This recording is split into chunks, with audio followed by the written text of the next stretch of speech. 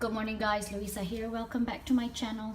Today I'm going to chat about when and why I convert my collections in watercolor. I used to do semi-watercolor, but because of my schedule and all that, it just got a little bit too hectic. Now, so what I do is I just put them in full watercolor and my plants are happy. Okay, so when do I actually convert them and why? Okay, so when I first purchased my orchid in my collection, they normally come in moss. So basically, they are all packed in there for transport. So in case that the transit time is too long, the orchid will still survive. It will have a little bit of moisture and a little bit of water in their container to let them survive the transit time. So that's basically why they use moss. Also too, they also pack them so tight that sometimes the orchid gets suffocated. They are aerial plants or epiphytes, so they really need some air movement in their roots. But anyway, moving on. When do I convert to watercolor? So I convert to watercolor once that all the blooms are done. Otherwise, if I'm buying a rescue orchid, meaning it's already on its last blooms and it's normally discounted, so let's just say this one's already half done, they discount it to probably about half a percentage of what was the retail price. So that then to me, I will grab it. And sometimes too, when it's on clearance where they really just want to get rid of it, I will grab it regardless of its condition. Sometimes there's no root, sometimes there is when you're lucky. But if I think that there is potential, like the leaves are still stiff, I'll grab it for a clearance rack.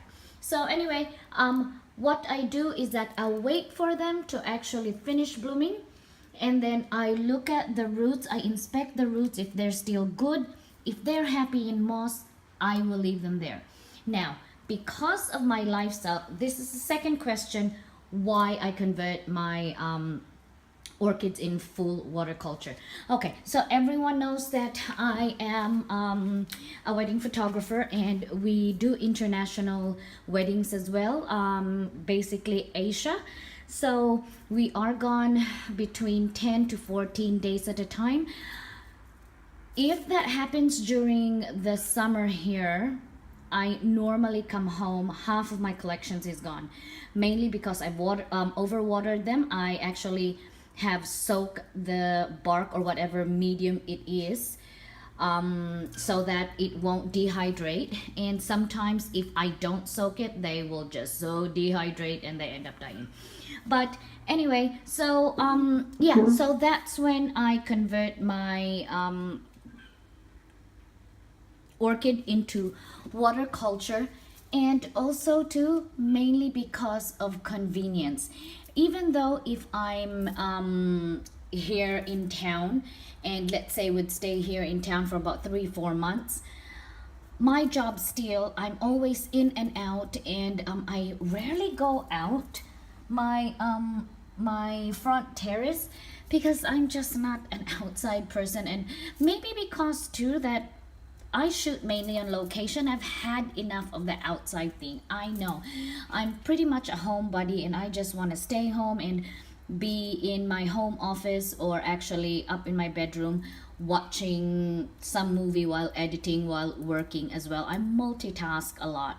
So that's when I know that, especially when they're not in bloom, I'm sorry, but I normally don't get interested in my orchids when they're not in bloom. When there are like really great growth, which is a new spike or a root that came out of the rootless orchid, that's when I get excited. But anyway, most of them are all in one spot. So to me, I do convert to water culture mainly because of convenience and mainly because of my lifestyle.